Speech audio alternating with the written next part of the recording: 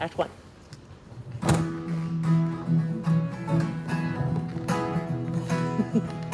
Oh, where have you been, my blue-eyed son? And where have you been, my darling young one? I've been on the side of 12 misty mountains. I walked and I crawled on 6 crooked highways. I stepped in the middle of 7 sad forests. I've been out in front of a dozen dead oceans. I've been 10,000 miles in the mouth of a graveyard. And it's a hard, it's a hard, it's a hard, it's a hard, it's a hard rains are gonna fall.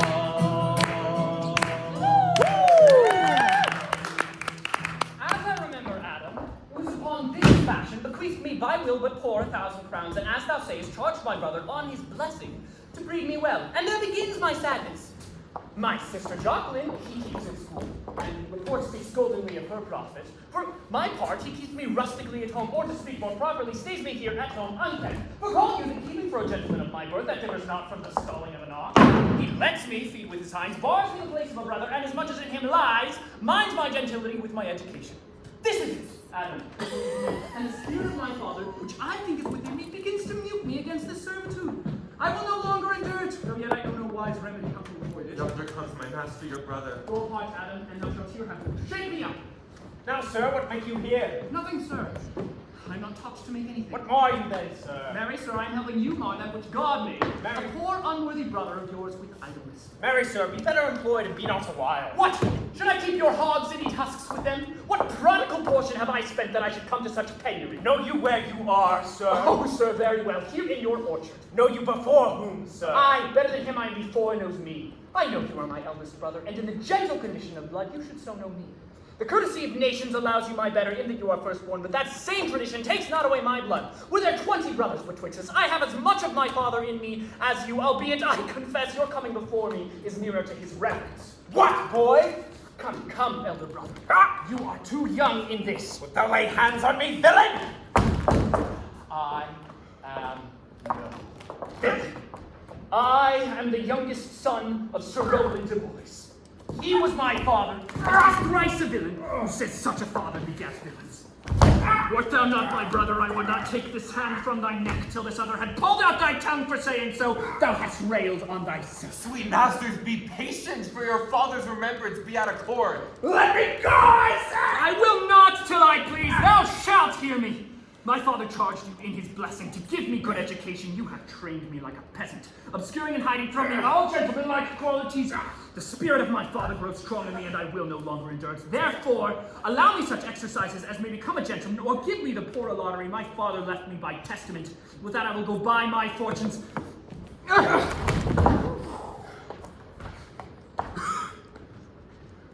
What wilt thou do? Beg when that is spent? Well, sir, get you in. I will not long be troubled with you. You shall have some part of your will. I pray you leave me. I will no further offend you than becomes me for my good. Get you with him, you old dog! Is old dog my reward? Most true, I have lost my teeth in your service. God be with my old master. He would not have spoke such a word.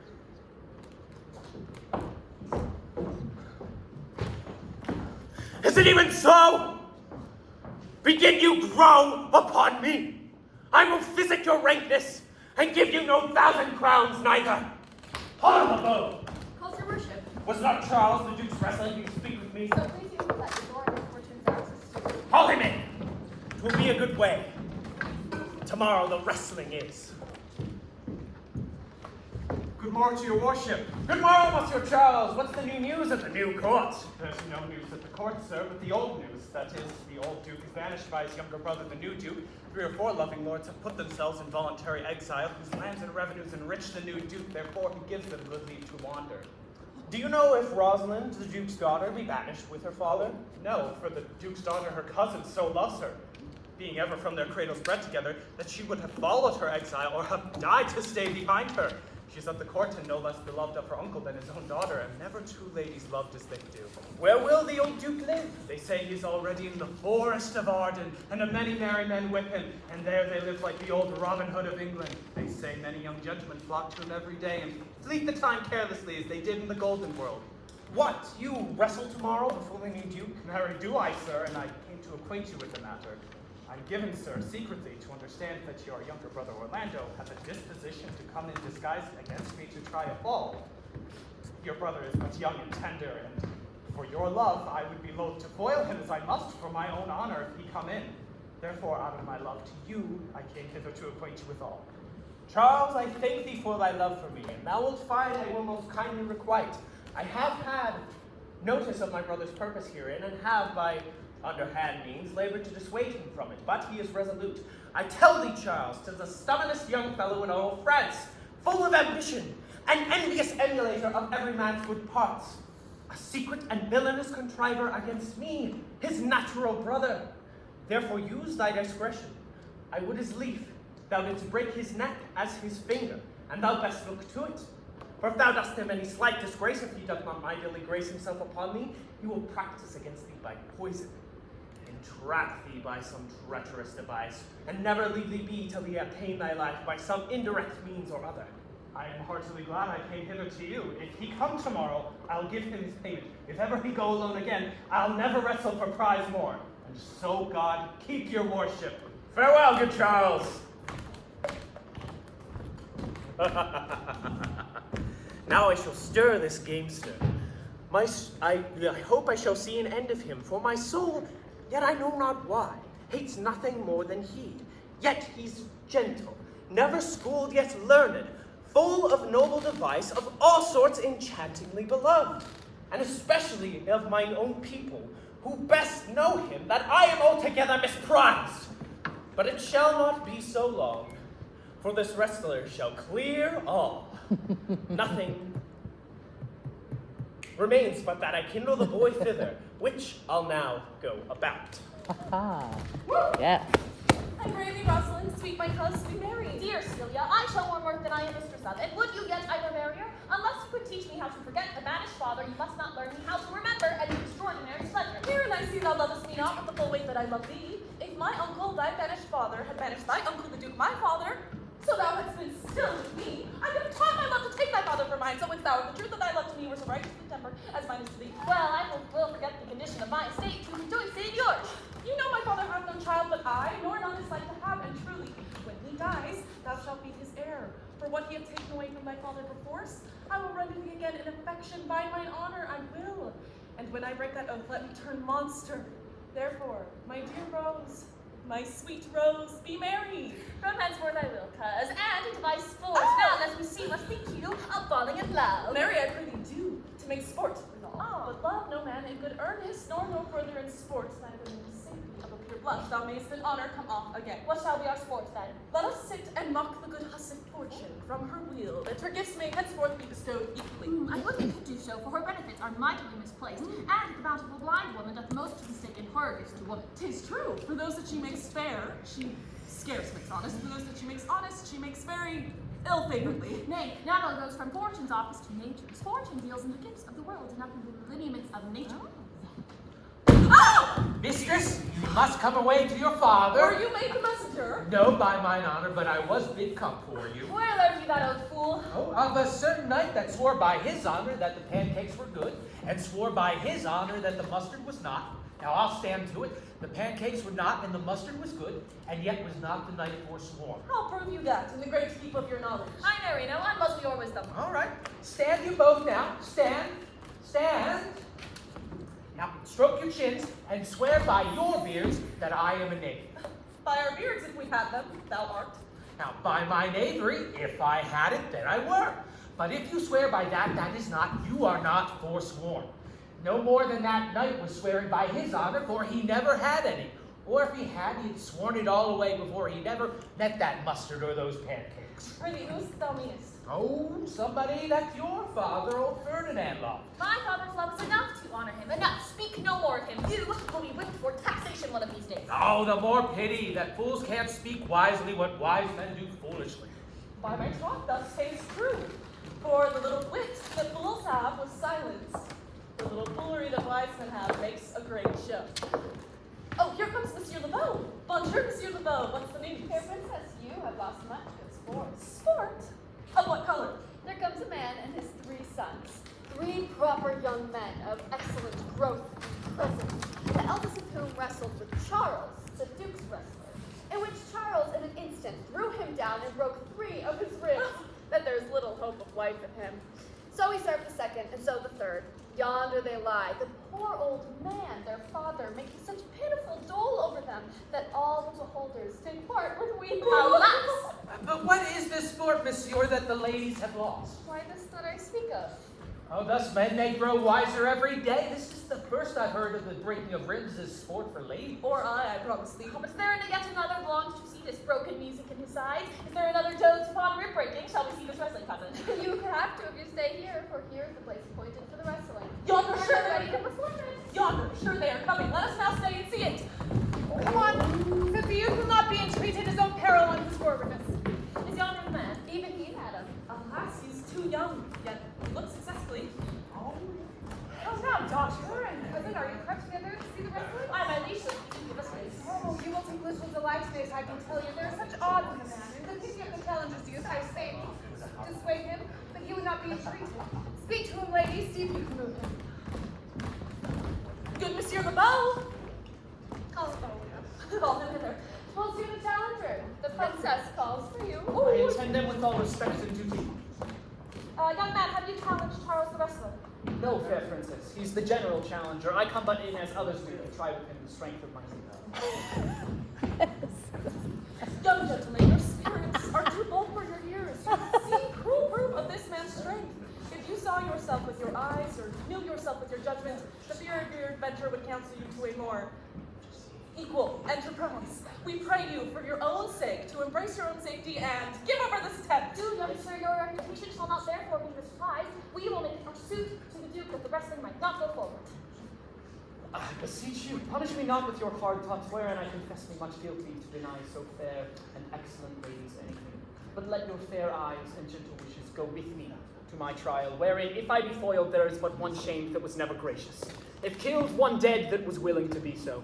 I shall do my friends no injury, for I have none to lament me. The world, no wrong, for in it I have nothing. Only in the world I fill up a place which may be better supplied when I have made it empty. The little strength I have, I put it where with you. And mine. To eke out hers. Fare you well, for heaven I be deceived in you. Your heart's desires be with you. Come, where is this young gallant that is so desirous to lie with his mother earth? Ready, sir, but his will hath in it a more modest working. You shall try, but one fall. No, I warrant your grace, you shall not entreat him to a second that hath so mightily persuaded him from a first. And you meant to mock me after, you should not have mocked me before. But come your ways. Now, Hercules, be thy speed, young man. Turn around! Take him up!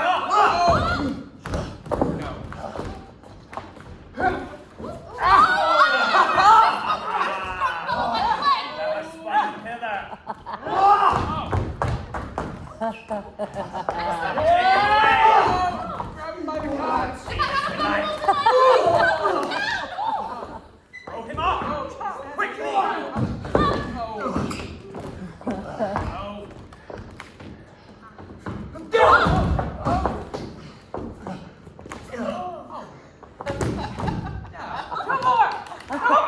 Yes, I beseech your grace. I am not yet well breathed. How dost thou, Charles?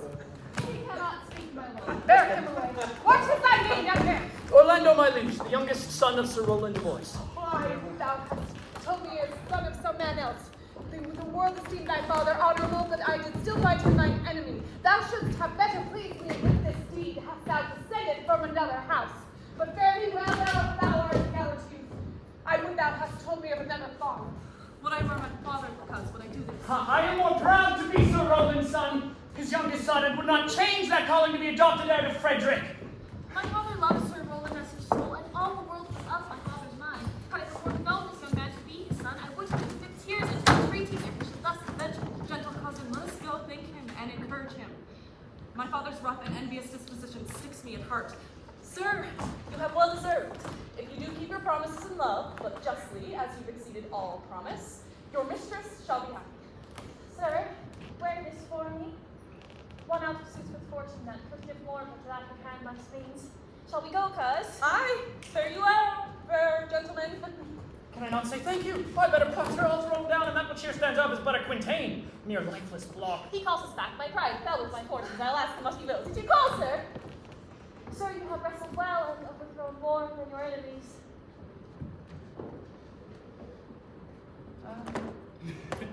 Shall we go, cuz? Very well.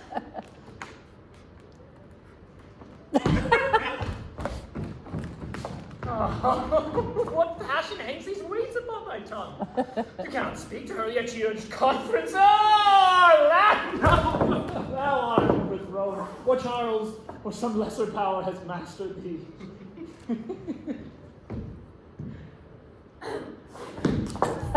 Good sir, I do in friendship counsel you to leave this place. Albeit you have deserved high commendation, true applause, and love. However, it is now in the Duke's condition that he misconstrues all that you have done. Thank you, and pray you tell me this. Which of the two was daughter of the Duke that was here at the wrestling? Neither is daughter if we judge by manners, and yet the lesser is his daughter. The other is daughter to the banished Duke, and here detained by her usurping uncle to keep his daughter company. But I can tell you that as of late, this Duke hath disdained much displeasure against his gentle niece, grounded upon no other argument than that people praise her for her virtues and pity her for her good father's sake. And, on my life, this malice against the lady will certainly break forth. Sir, fare you well. Hereafter, and in a better world than this, I shall desire much knowledge and love of you. I rest much bounty to you. Fare you well. Thus must I from the smoke into the smother, from a tyrant's Duke unto a tyrant's brother, but heavenly Rosalind. My country, my Rosalind, you can have mercy, not a word. Not when you throw his dog. No, thy words are too precious to be cast away upon curs. Throw some of them at me. Come, lay me with reason. Well, then there should be two cousins laid up, when the one should be laid with reasons and the other mad without telling. But is all this for your father? No, some of it is for my child's father. Oh, how full of briars is this working day world! They are but burrs, cousin, thrown upon me in holiday foolery. If we walk not in the trodden paths, our very petticoats will catch them. I could shake them off my coat. These hands are in my paw. Have them away! I would if I could cry hem and have him. Oh, come, wrestle with thy affection. Oh, they take the part of a better wrestler than myself. Oh, a good wish upon you. You will try in time, spite of a fall. But turning these jests out of service, let us talk in good earnest. Is it possible on such a sudden you should fall into so strong a liking with old Sir Roland's youngest son? The Duke, my father, loved his father dearly. Doth it therefore ensue that you should love his son dearly? By this kind of chase I should hate him, for my father hated his father dearly. Yet I hate not Orlando. No, they hate him not for my sake. Why should I not? Doth he not deserve well? Let me love him for that, and let you love him because I do. Oh, look, here comes the Duke. With his eyes full of anger. Mistress, dispatch you from our court. Dispatch you with your safest haste and get you from our court. Me, uncle. You, cousin, within these 10 days, if that thou beest found so near our public courts 20 miles, thou diest for it. I do beseech your grace, let me the knowledge of my false bearing. Let it suffice thee that I trust thee not. Yet your mistrust cannot make me a traitor. Tell me whereon the likelihood depends.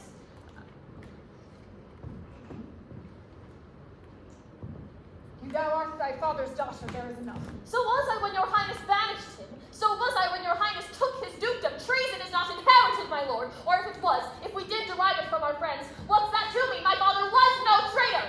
But good, my liege, mistake me not so much to think my poverty is treacherous. Dear sovereign, hear me speak. Aye, Celia, we stayed her for your sake, else had she with her father ranged alone. I did not then entreat to have her stay. It was your pleasure and your own remorse. I was too young that time to value her, but now I know her. If she be a traitor, why so am I. We still have slept together, rose at an instant, learned, played, eat together. And wheresoever we went, like Juno's swans, still we went coupled and inseparable. She is too subtle for thee, and her smoothness, her very silence, and her patience speak to the people, and they pity her. Thou art a fool. She robs thee of thy name, and thou wilt show more wise and seem more virtuous when she is gone. Let not when she is gone, open not thy lips. Firm and irrevocable is my doom, which I have placed upon her. She is banished. Pronounce that sentence then on me, my liege. I cannot live out of her company. Thou art a fool. You, cousin. Provide yourself. If you outstay this time, upon mine honor and the greatness of my lord, you die.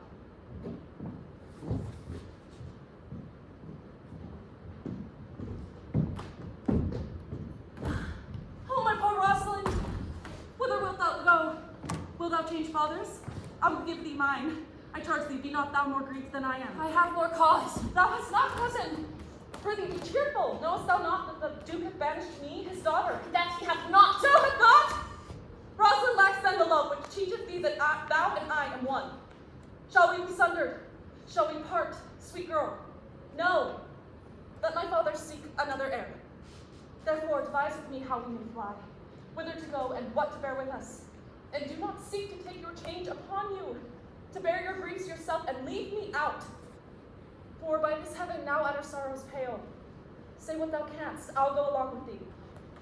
Why, whither shall we go?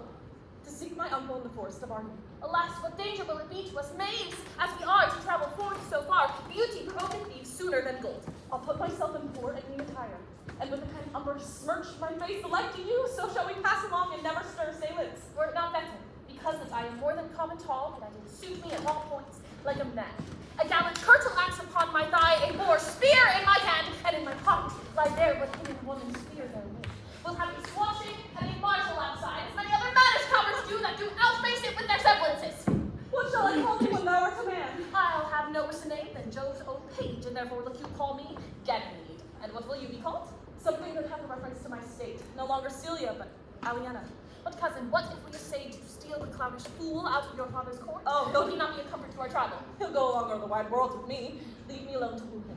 Let's away and get our jewels and our wealth together. Devise the fittest time and safest way to hide us from pursuit that will be made after my flight. Now go we in content to liberty and not to banishment.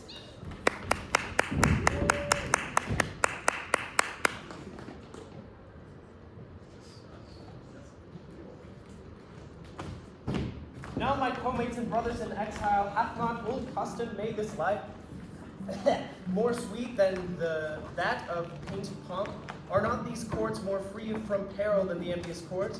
Here we feel nothing but the penalty of Adam, the season's difference as the icy fang, and churlish chiding of the winter wind, which when it bites and blows upon my body, even till I shrink with cold, I smile and say, there is no flattery.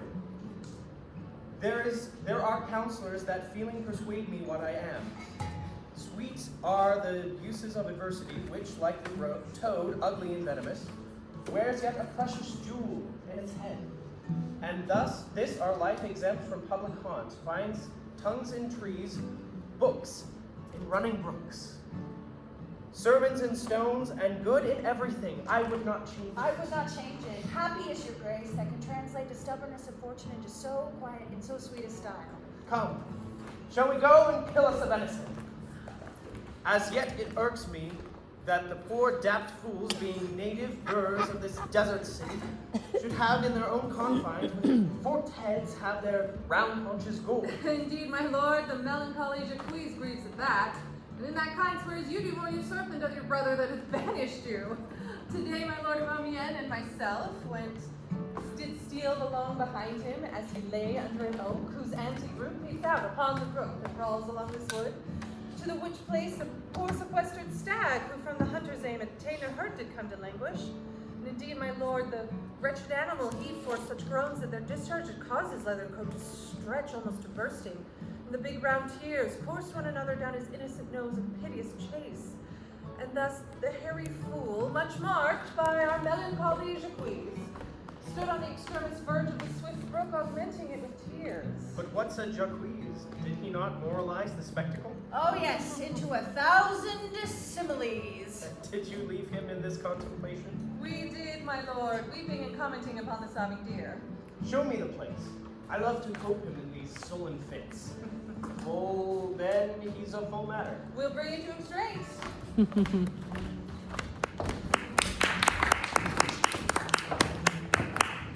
Can it be possible that no man saw them?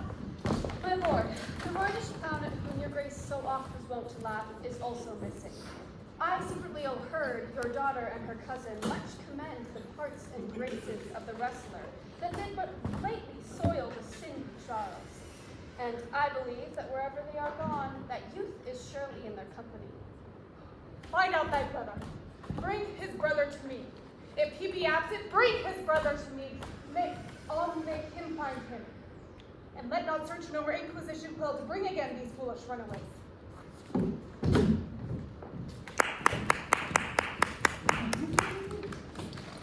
Rosalind, in mind. Oh, who's there? My master. Oh, my gentle master, your virtues, gentle master, are sanctified and holy traitors to you. Oh, what a world is this when what is comely and venison that bears it? Why, what's the matter? Oh, unhappy youth, come not within these doors, within this roof. The enemy of all your graces lives. Your brother hath heard your praises, and this night he means to burn the lodging where you used to lie, and you within it. If he fail of that, he will have other means to cut you off. I overheard him and his practices.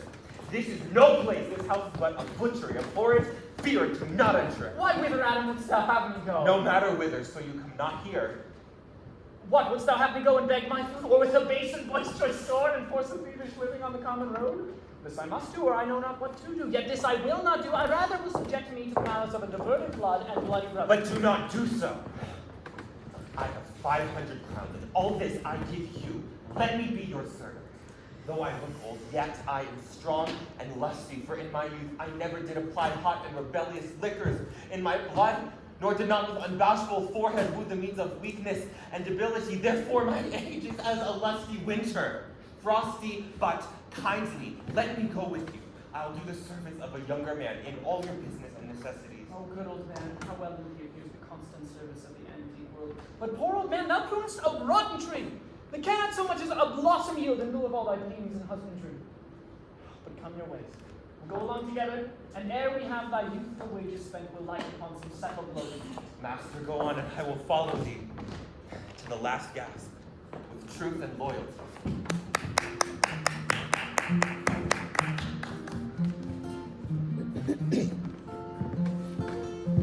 Come all ye fair and tender maidens, take warning how you court young men.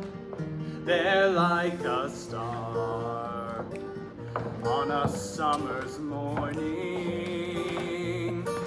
First they'll appear and then they're gone. Oh, Jupiter, how weary are my spirits. I care not for my spirits if my legs were not so weary. I could find it in my heart to disgrace my man's peril and try like a woman, but I must comfort the weaker vessel, as doublet and holds on to show itself courageous to thy goats, and therefore courage, good Aliena. I pray you, I cannot go no further. Bear with me. For my part, I'd rather bear with you than bear you. Yet I should bear no cross if I were to bear you, for I think you have no money in your purse. Well, this is the forest of Arden. Aye, now I am in Arden. The more fool I. When I was at home, I was in a better place. Travelers must be contented. I be so contented. Oh, look, you from here, a young man in old and solemn. That is the way to make her scorn, you see! Of course, that's our Nusra. I do love her. Oh, I partly guess, for I've loved her now. No point being old, thou canst not guess. Though in thy youth thou wast as true a lover as ever sighed upon a midnight pillow. But if thy love were ever like to mine, as sure I think, did never man love so. How many actions most ridiculous hast thou been drawn to by thy fantasy? To 1,000. That I had forgot. Oh, thou didst ne'er love so heartily. If thou rememberst what the slightest folly that ever love did make thee run into, thou hast not loved. Or if thou hast not sat as I do now, wearying thy hearer in thy mistress's praise. Thou hast not loved, or if thou hast not broke from company abruptly, as my passion now makes me, thou hast not loved. Oh, Phoebe. Phoebe? Phoebe! At last, poor shepherd, in searching of thy wound, I hope my heart adventure found my own. And I mind, I remember when I was in love, I broke my sword upon a stone and bid him take that for coming a night to Jane's smile. And I remember the kissing of her backlet, and I remember the cow's dugs that her pretty chopped hands had milked, And I remember the wooing of a peace god instead of her, and taking 2 cards, giving them to her again, and saying with weeping tears, "Wear these for my sake." We that are true lovers run into strange capers. And yet, as all is mortal in nature, so is all nature in love mortal in folly. Thou speakest wiser than thou art aware of. Oh, I shall never be aware of my own wit until I break my shins upon it. No, this shepherd's passion is much upon my fashion. And mine too, but something grows stale with me. I pray you, one of you question yon man if he for any food will give us, if he for any gold will give us any food. I faint almost to death. Hola, you clown! These fools call my husband. Oh, your betters. Oh, well, they'll be very wretched. Peace, I say, good evening to you. Good evening to you, friend. And to you, good sir. And to you all. I pray thee, shepherd, if that love or gold can in this desert place buy entertainment, bring us to where we may rest ourselves and feed. Here is a young maid who travel much oppressed and faint for succor. Oh, fair sir, I pity her, more for her sake than for mine own. But my fortunes I wish were more able to relieve her, for I am shepherd to another man, and I shear not the fleeces that I graze. Oh, my master is of churlish disposition, and little wretch finds the way to heaven by doing deeds of hospitality. Oh, besides his coat, his sheath, and his bowels of meat are now on sale, and Yes. there's nothing at our sheepcote that you will feed on. But what is, come see, by my voice, oh, most welcome, you shall be. I pray thee, who is he that shall buy this flock and pasture? Oh, why is that young swain you saw here but erewhile, who little cares for buying much of anything? I pray thee, if it stand with honesty, buy thou the cottage pasture and flock, and thou shalt have to pay for it of us. And we will mend thy wages. I like this place, and could willingly waste my time in it. Oh, well, assuredly the thing is for sale. Oh, and so come with me, and if you like, upon report the soil, the profit, and this kind of life. Oh, your very faithful feeder will be, and mine with your cold right suddenly. Anon!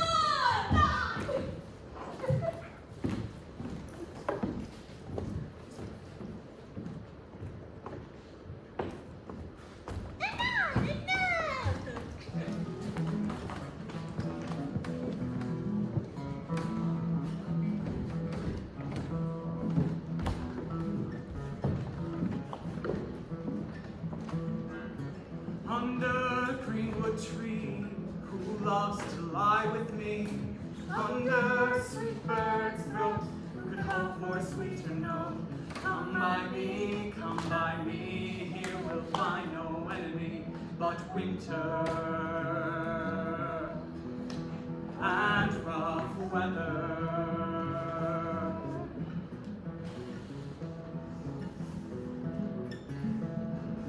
Life couldn't recompense me better than to dine up my master's debtor. Those who ambition shun will live beneath the sun.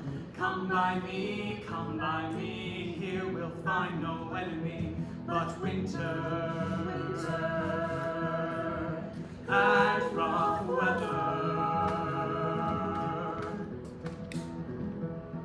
Winter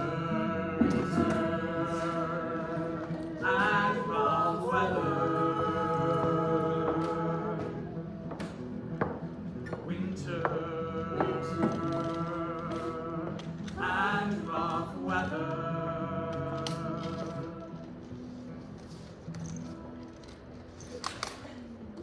More, I pity more. It will make you melancholy, Monsieur Jacques. I beg it more, I pity more. I can tuck melancholy out of a song as weasel sucks eggs. More, I pity more. My voice is ragged. I know I cannot please I you. do not desire you to please me. I do desire you to sing. Come, more, another stanza. Call you in stanzos? Why you will, Monsieur Jacques. Well then, I will give you a verse to this note that I made yesterday, in despite of my invention. Thus it goes. If it do come to pass that any man turn ass, and when a man do please, a stubborn will to please, do daughter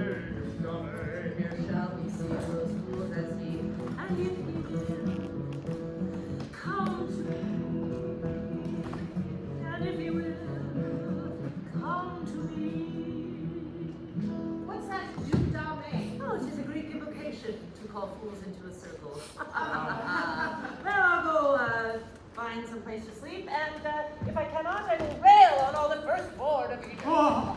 And we will go seek the Duke. Yes.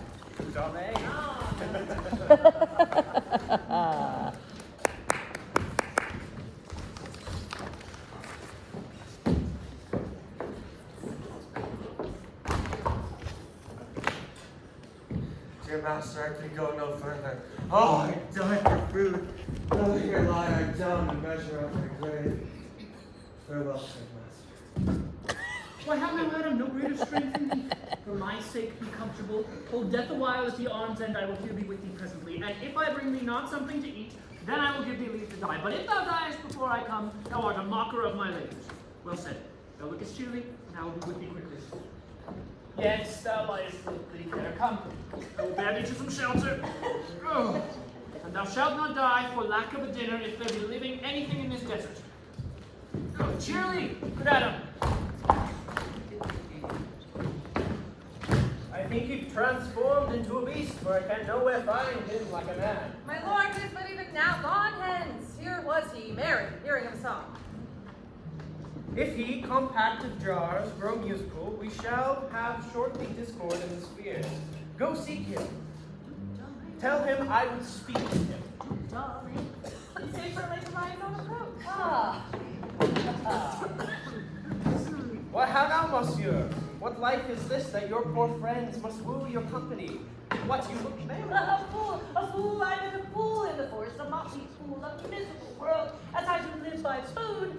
I'm a fool in the forest. Laid him down, and laid him down, and basked in the sun, and railed on Lady Fortune in good terms, in good set terms, and yet motley fool. Good morrow, quoth I, no, sir, quoth he. Call me not fool till heaven hath sent me fortune. And then he drew a dial from his coat, and looking on it with lackluster eyes, said very quietly, it is 10 o'clock. Thus we may see, quoth he, how the world wags.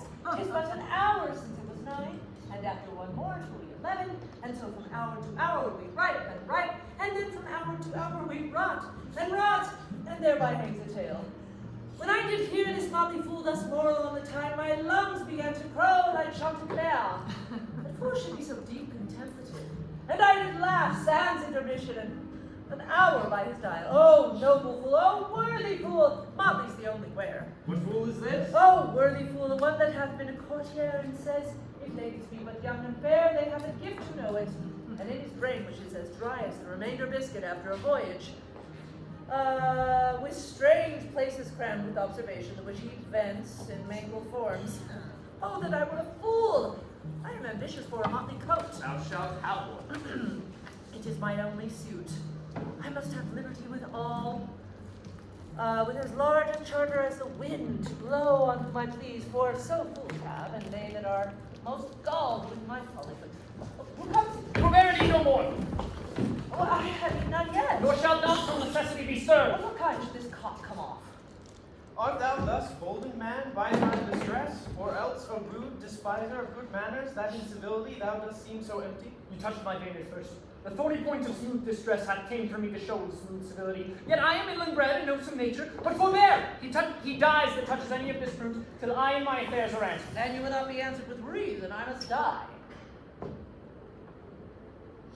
Oh, what would you have? Your gentleness shall force more than your force shall move us to gentleness. I almost die for food, and let me have it. Serve, sit down and feed. Welcome to our table. Speak you so gently. Pardon me, I pray you, I thought that all things had been savage here, and therefore put I on the countenance of stern commandment. But whate'er you are that in this desert inaccessible, under the shade of melancholy boughs, lose and neglect the creeping hour of time, if ever you have looked on better days, if ever been where bells have knolls to church, if ever sat at any good man's feast, if ever from your eyelids wiped a tear, and to know what 'tis to pity and be pitied, let gentleness my strong enforcement be, in the which hope I blush and hide my sword. True it is that we have seen better days, and have with holy bell knolled to church, and sat at good men's feasts, and wiped our eyes of drops that scarce pity hath endangered. And therefore sit you down in gentleness, and take upon command what help we have, and that to wanting may be ministered. But then forbear your fruit a little while, whilst like a doe I go to find my fawn. There is an old poor man who after me hath many a wearied step, limped in pure love. Till he be first sufficed, oppressed with 2 weak evils, age and hunger, I will not such a bit. Go find him out, and we will nothing waste till you return. I thank ye, and be blessed for your good company. Thou seest, we are not all alone unhappy. This wide and universal theatre presents more woeful pageants than the scene wherein we played. All the world's a stage. All the men and women merely players, they have their exits and their entrances, and one man in his time plays many parts. His acts being 7 ages. At the first the infant mewling and puking in the nurse's arms, and then the whining schoolboy with his satchel and shining morning face, creeping like snail, unwilling to school. And then the lover, sighing like furnace, with woeful ballad made to his mistress' eyebrow. And then a soldier, full of strange oaths and bearded like the pard, jealous in honor, suddenly quick in quarrel, seeking the vocal reputation even in the cannon's mouth. Oh, and then the justice, in fair round belly, with good pigment line, with eyes severe and beard of horrible cut, full of wise saws and modern instances, and so he plays his part. 6th age, struts into the lean and slippered pantaloon with spectacles on eyes, on nose and pouch on side, his youthful hose well saved, too wide for his shrunk shank, and his big manly voice turning again toward childish treble pipes and whistles in his sound. Last of all, that ends this strange, eventful history in his second childishness and mere oblivion. Sans heat, sans eyes, sans face, sans everything. Welcome. Set down your venerable burden and let him be. I think you will sway.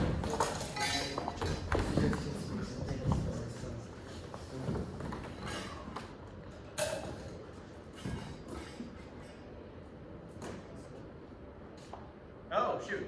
Welcome to Fall 2. I will not trouble you as yet to question about your fortunes. Give us some music and good cousin, sing.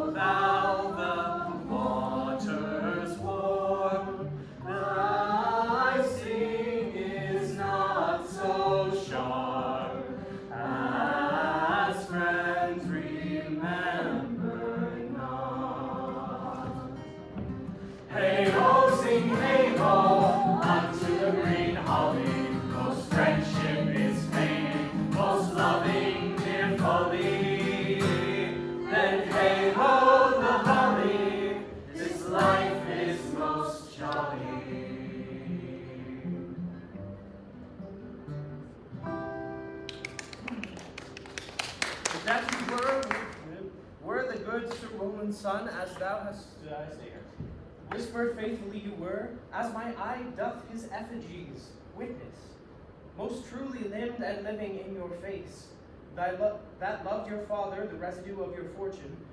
Go to my cave and tell me, good old man thou art, right welcome as thy master is. Support him by the arm, give me your hand, and let all your fortunes understand.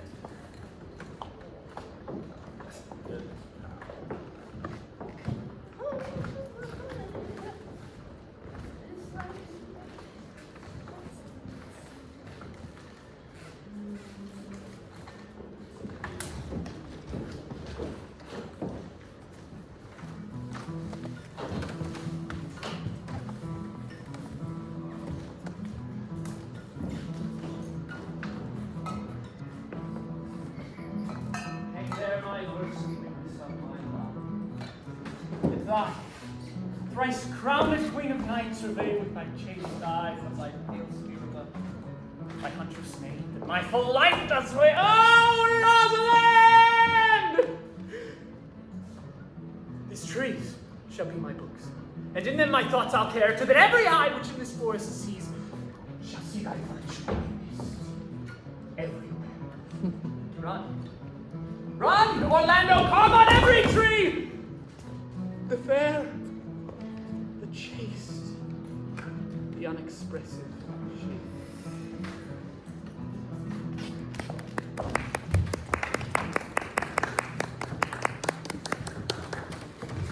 And how like you the shepherd's life, Master Touchstone? Truly, shepherd, in respect of itself, it is a good life. Now, in respect that it is a shepherd's life, it is not. In respect that it is solitary, I like it very well. But in respect that it is private, it is a very vile life. Now, in respect that it is in the fields, I like it very well. But in respect that it is not in the court, it is not. Now, as it is a spare life, I like it very well. But as there's no more plenty in it, it goes much against my stomach. Hast thou any philosophy in thee, shepherd? Oh, no more.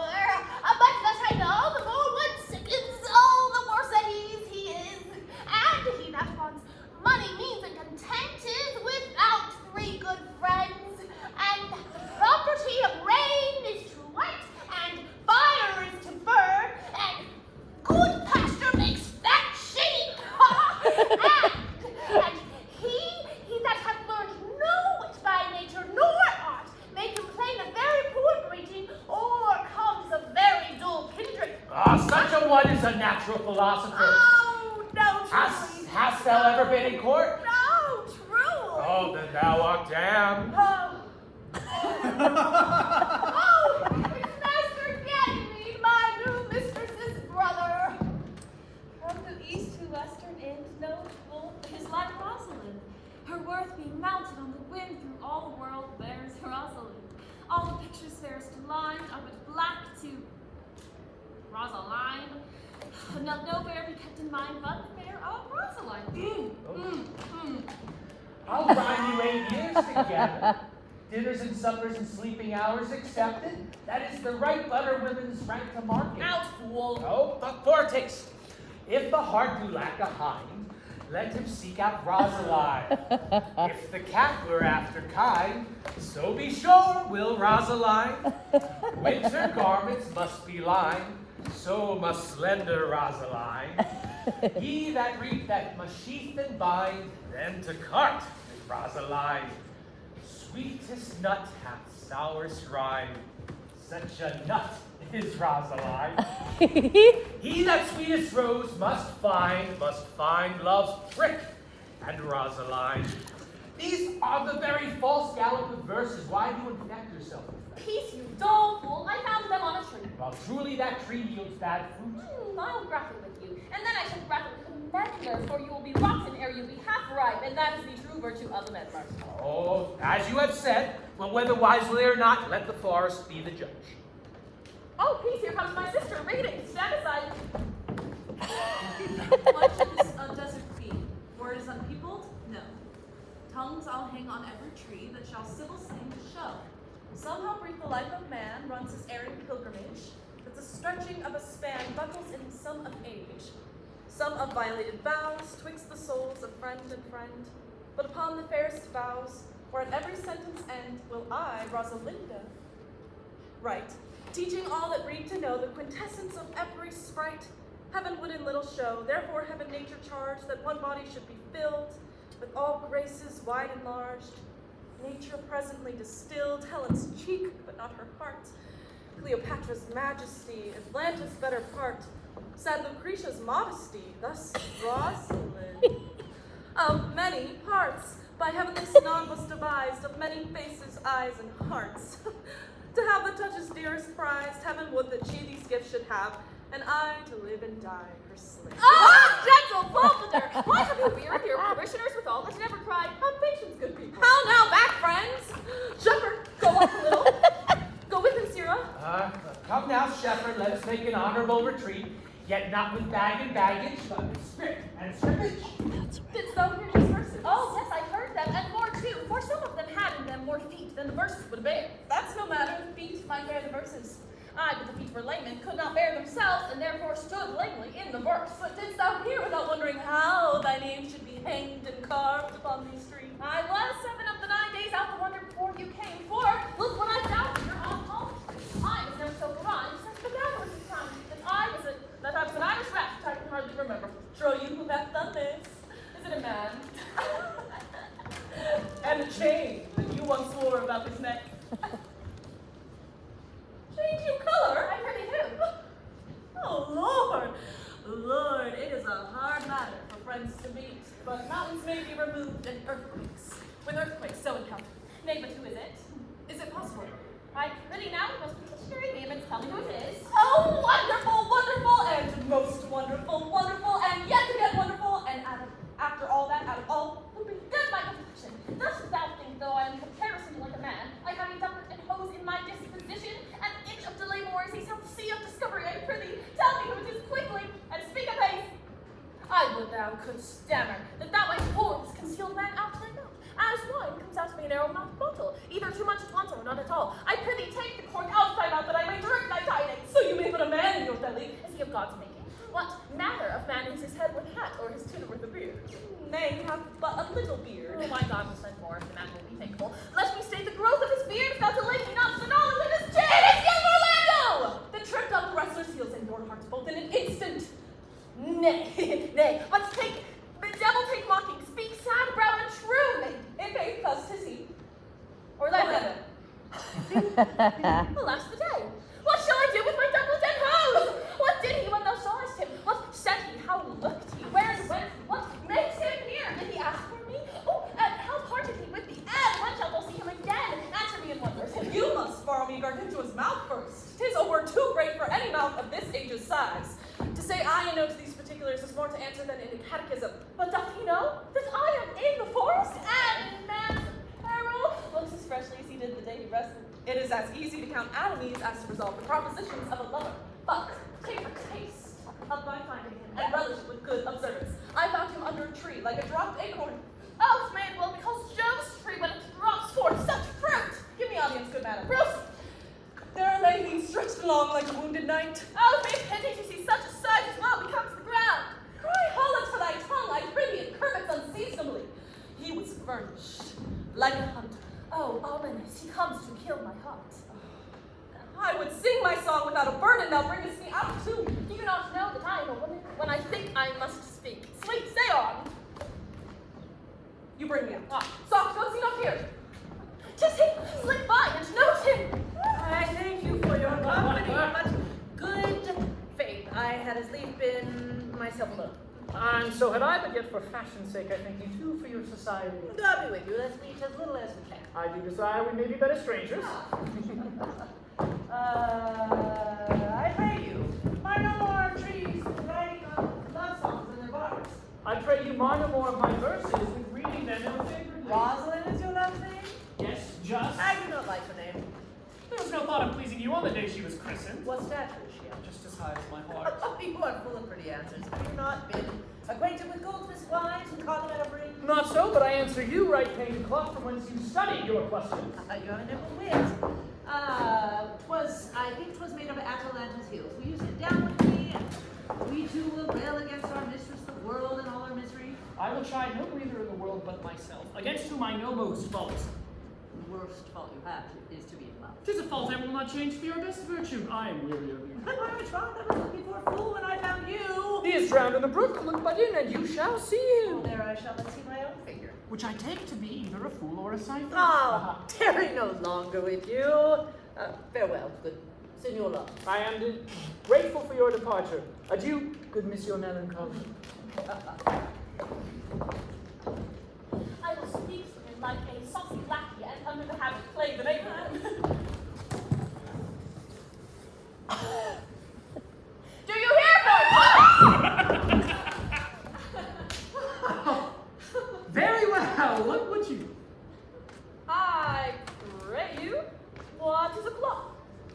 You should ask me what time of day it is. There is no clock in the forest. Else there is no true lover in the forest. Else sighing every minute and groaning every hour would detect the lazy foot of time as well as a clock. And why not the swift foot of time? Had not that been as proper? By no means, sir.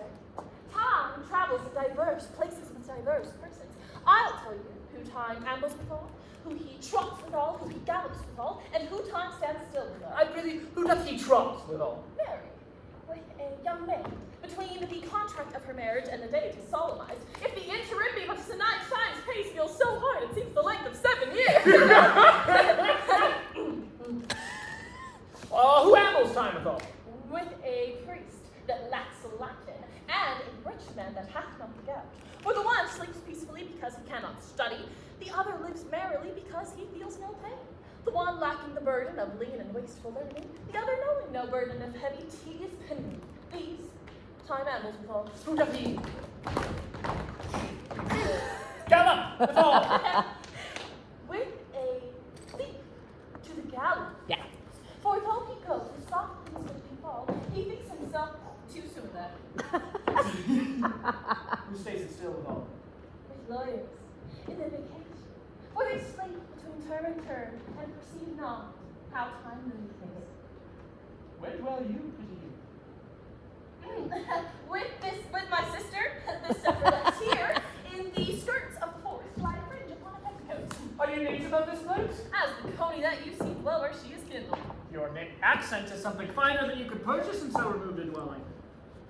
I have been told so of many. But indeed, an old religious uncle of mine taught me how to speak. One who was in his youth an inland man. One who knew courtship too well, for there he fell in love. I have heard him read many lectures against it, and I thank God that I am not a woman to be so tough. Princes, he hath utterly taxed their whole sex withal. Can you remember any of the principal evils he laid to the charge of women? There were none principal. Each fault seemed alike to one another as halfpence are, each fault seeming monstrous until his fellow faults came to match it. I prithee recount some of them. No, I will not cast away my physic, but on those that are sick. There is a man, haunts the forest, casts, abuses our young plants with carving, rosin on their bodies, hangs oaths upon hawthorns, elegies upon brambles, all forsooth deifying the name of Rosalind. If I could meet that fancy monger, I would give him some good counsel, for he seems to have the quotidian of love upon him.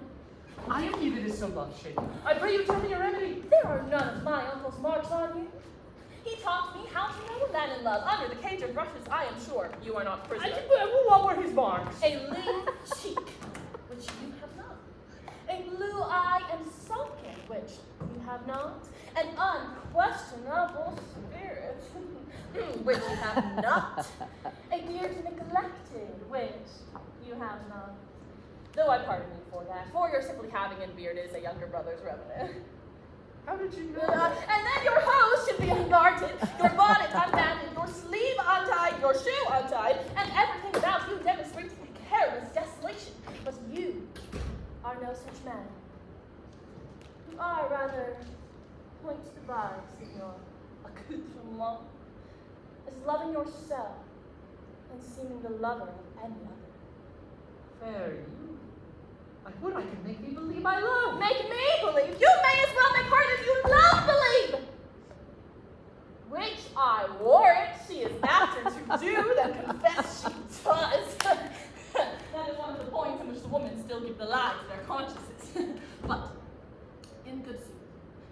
Are you he that hangs the verses upon the trees wherein Rosalind is so admired? I swear to thee, youth, by the white hand of my Rosalind, I am that he, that unfortunate he. But are you so much in love as your rhymes speak? Neither rhyme nor reason can express how much.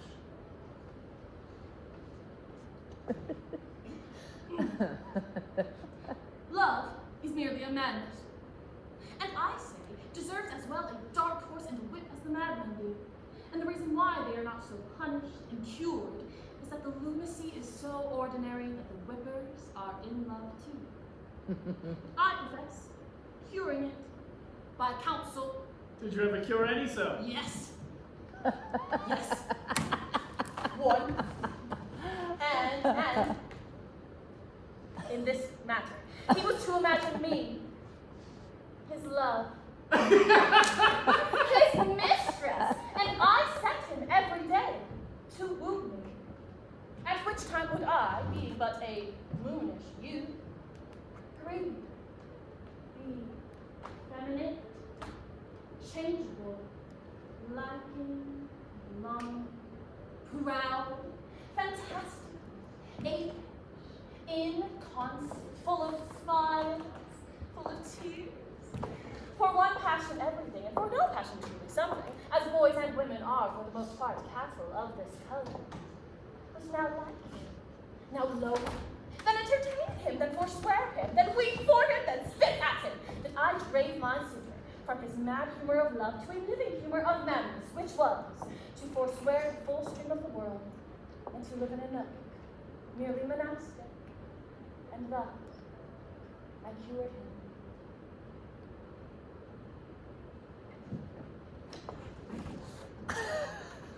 I would not be cured, youth. I would cure you, if you would but call me Rosalind, and come to my cot every day, and woo me.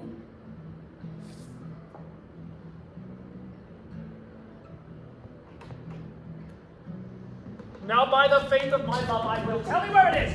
Don't be too much, and by the way, you shall tell me where in the forest you live. Will you go? With all my heart, good youth. Nay, you must call me Rosalind.